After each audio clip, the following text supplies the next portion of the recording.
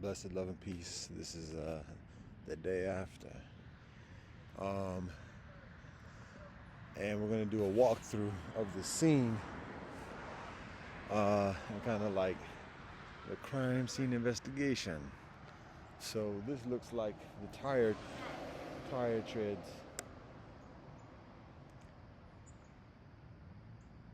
Peace and blessings.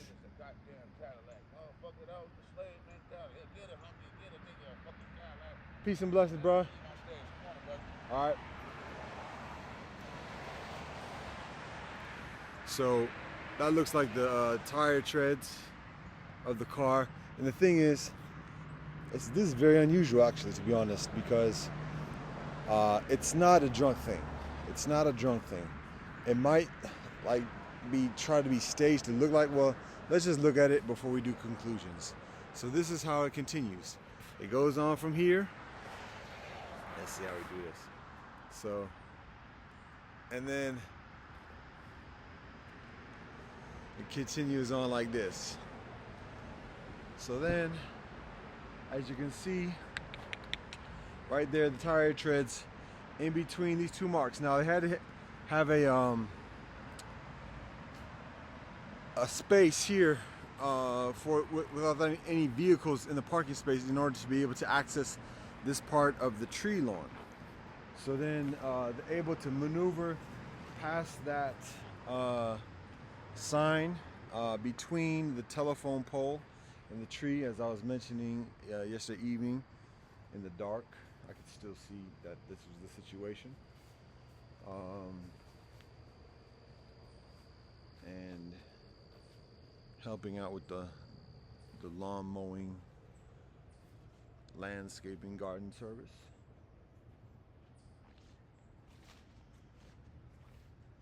So again, now what is observed is that, okay, this looks like the path, the initial path of entry, but then in getting out, actually I have to remember, because I think they went out on the other side of the red car rather than right here, so it might have been reversing in order to get to that position. So there's the tire tracks, and then the minivan was actually parked along this. This is all reverse. Along this line right here. The minivan was parked along that line. So now you can see it's turned at a 90-degree perpendicular angle to what it was parked at originally. And you can see the tire marks that go up there.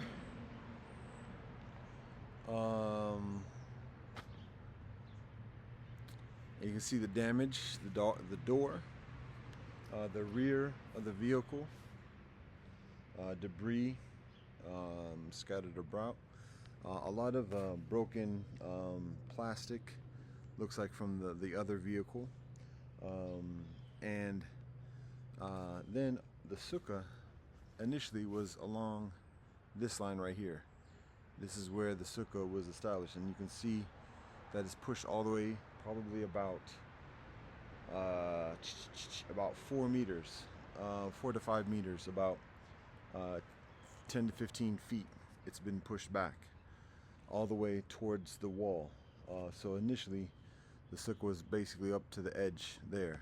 It was from here to this, from this line to the edge, and now that corner post right there, right there, that corner post was right here, and now it's pushed all the way back there. And that corner post, let's see, that corner post over there at the wall was actually about 2 meters over here, so pushed it all the way over there.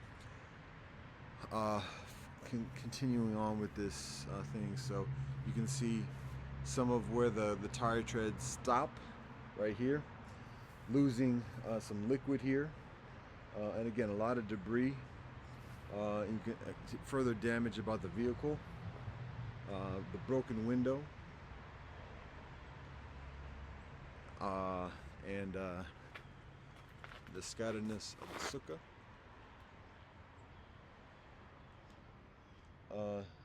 Uncertain what the actual damage is, because it's just a frame. The cloth might be, well, I see some cloth, the cloth is torn, but I mean, it's not something that's significantly damaged in that way. Like, we've already caused damage to the sukkah just by a collapse from earlier in the year, from weight of the water. So that was probably further damage than this, actually, because it just kind of like bends and accommodates the weight of the car. So it's not something that's like that's destroyed in that respect. But again, it's all the way pushed all the way to the wall, and then you can see looks like the fender or some kind of light from the vehicle, and then a lot of broken plastic glass. Or this must be from the back windshield of the truck here, or the minivan. So additional glass, and additionally over there, there's a beer can. That probably has less to do with this situation, because again, looking at how that's maneuvered, it could have been slow. Well, it was slow at first to get through, probably to get through that part, and then, as you can hear with the audio of the video, it's a revving. And what I look at the moment, well, finish the sequence. So when I saw the vehicle, it was about right here, and somebody had gotten out. I could see somebody getting out at that time when it was over here. Then like, I was getting ready to come down.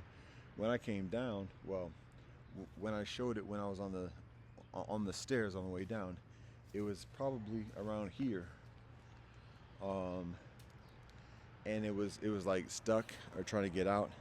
And then by the time, okay, yeah, so all right, it must have come up over there. But wait a minute, now it must have come up, because this didn't move. All right, so when I look at it on the video, it looks different, but again, the video reverses things. So you can see that there's tire marks proceeding in this direction. The car was smoking. I was most likely leaking some things, because some of that might come, some of the material here, or the reverse thing is messed up. It's trippy. Okay, let's try this. There we go. That stuff right there is probably when it was coming back and making a reverse, after it had already done the collision, and the damage on itself was leaking as it was getting out. It had difficulty getting out, and then looks like it pulls out. For some reason, I seem to recall, I can look in the video again, but I thought it went that way. But probably there again, the video is in reverse, so it was probably here, looking at the evidence, and then continuing out. It looks like on the other side over there, but that seems less consequential, so I'm not going to get into that. But talking about the audio, just for information's sake, I was mentioning there being two crashes. The first crash was a smaller one, and then the second crash is a louder one. Now, there's an absence of any other vehicles seemingly damaged in this sequence. The other vehicles here, so it's just this one right by the sukkah. And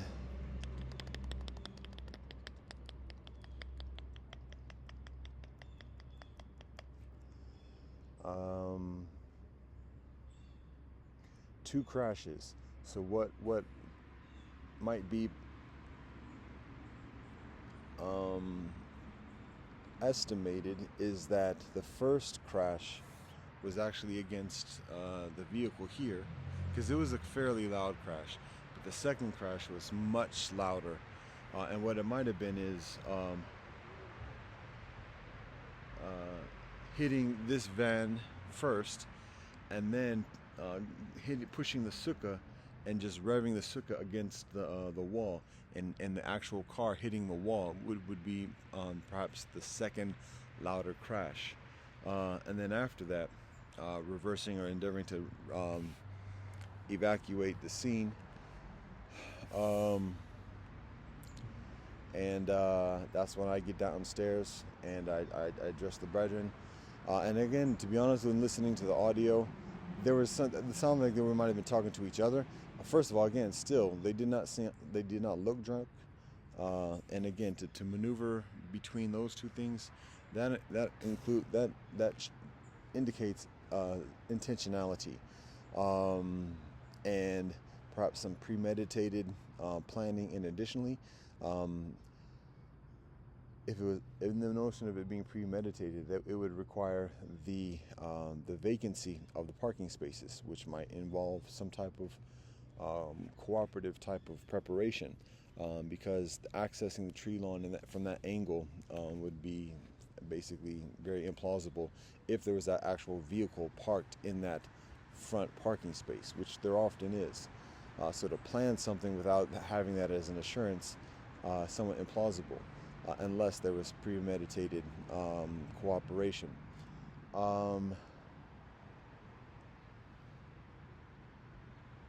So when I address the brethren, as I mentioned, the brethren seemed to respond to what I say by saying, "Yeah." Now, to be honest, it sounded like there was some in exchange between the brethren. I could hear, listening to the audio again on replay, I could hear that the brethren might have said something like, "Is that him?" or whatever, something like that. And then the other one might have said, "Yeah." So when he said, "Yeah," he might have actually been responding to the other brethren rather than responding to me. I do remember the brethren looking at me. I don't know how visible it is on the video, but there was that very brief exchange that's recorded. But again, the brethren, no threats, no direct communication other than what I described, that perhaps might have been something else, and then continuing on. So both seem to be coherent. Not drunk, sober, or at least not drunk, and thus, no cursing, no hostility, no verbal hostilities, or threats, no gunshots. So it indicates an intentionality, and with that intentionality, premeditated planning, coordinated with others, for whatever motivation, and again. Given the fact that the sukkah is pushed all the way back, and that second crash may have been that intentional, like get the van out the way first crash, then the second crash, getting at the sukkah, it shows presumably that the first presumption of the actual intention being at us, accordingly, given the conditions here. So again, but that being said, if there was an intentionality, and if there was that premeditatedness, I'll just show what I mentioned in terms of like how the access to the sukkah through other means. So this is where it was. The line, right? Where is it at? Okay, that's where the sukkah started, all the way to the edge of the parking lot. So it could have been accessed straight from this pathway, but it would have been a challenging angle, but a much further easier than coming from the tree lawn, particularly dealing with like traction and everything else like that. The other thing is even further easy is just coming from this side, clear path all the way to where the sukkah is initially situated, which is right here. Clear path. Now, that being said, might not have been someplace to crash the sukkah against a wall like the garage wall over there. So that might have been the intentionality, and not just like running into the sukkah and like knowing that if a vehicle going to the sukkah isn't going to like do much, and it's like it's an awkward hitting a frame, it's not going to do much. So the interest is like smashing it against a wall. Again, forethought, that includes like that type of forethought provides further indication and further confidence concerning uh, the immediate and the also the further arranged involved parties. Now, to be honest, there's an occasion back many years ago, like 40 years ago, when somebody has a beef of my far back in the 80s, and amidst that beef, taking a pickup truck, and when my far is at work in the Huff neighborhood, in the middle of the day, taking a pickup truck and smashing my far's car, which is a subcompact 1970s Toyota, into a wall and totaling it. And so that's like a modus operandi on the streets. And things can be utilized to frame it to look like a number of different things. So that's just some of the commentary. Now, again, we have no intention of calling police or anybody else in that respect in terms of government agencies. That being said, knowing some of the modus operandi of the government agencies, first of all, what we're observing is, again, it's very quiet. There's nobody's up. It's 8:30, still kind of early, but nobody got up yesterday outside of the residence. The police circled around and had their floodlights looking, but no lights and no talking to me directly. So everything is a commentary. Everything reveals information, whether it's discussion or whether it's silence. It all speaks loudly.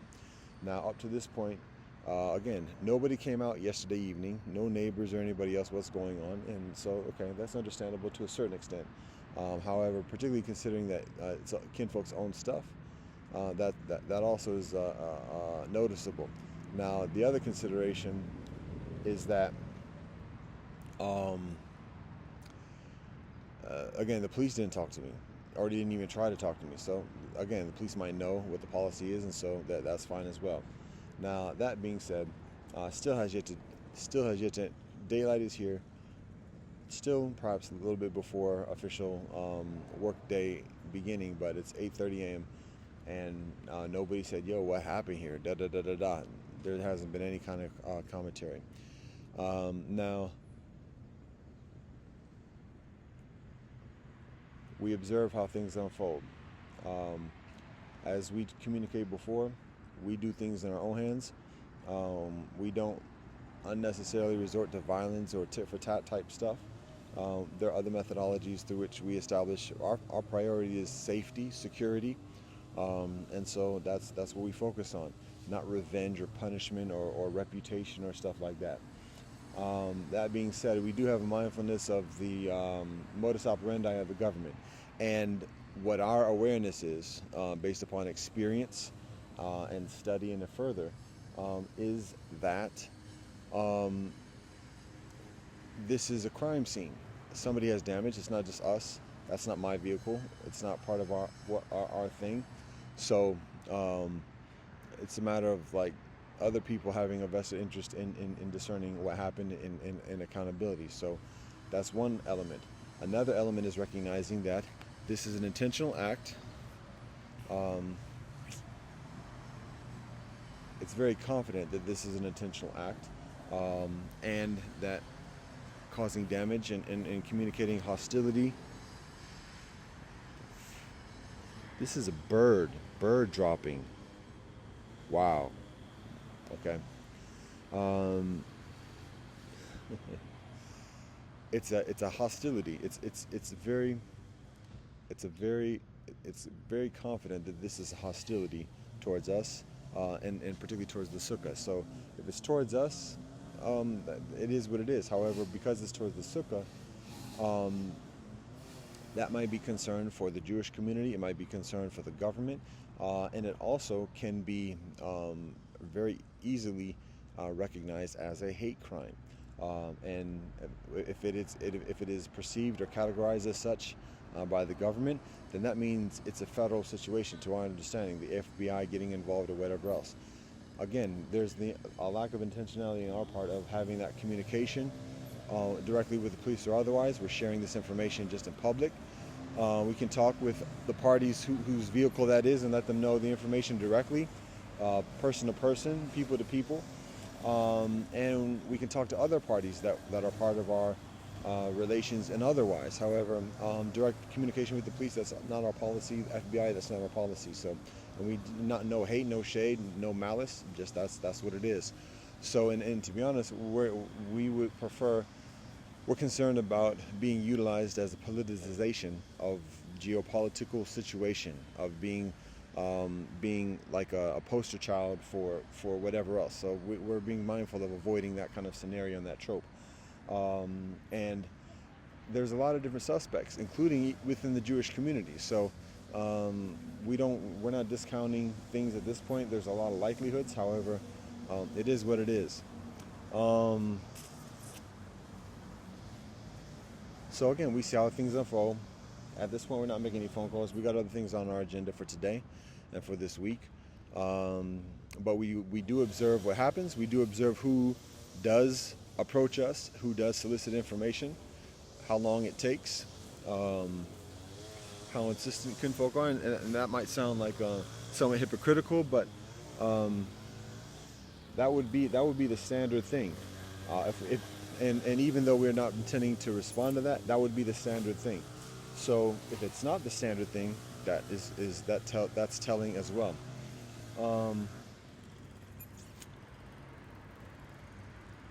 So it's time to get some sleep because we've been up.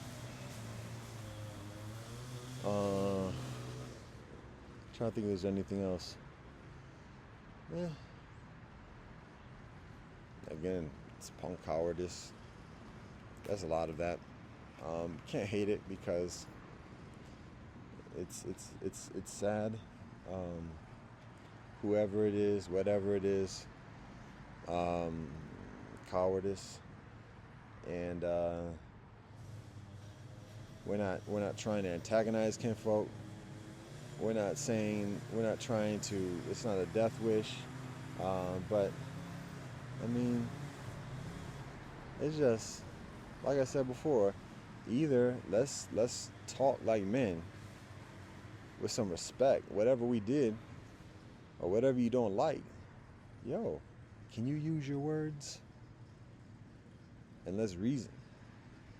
Otherwise, you can't reason. You still got some kind of angst and feeling some kind of way. Yo, square up.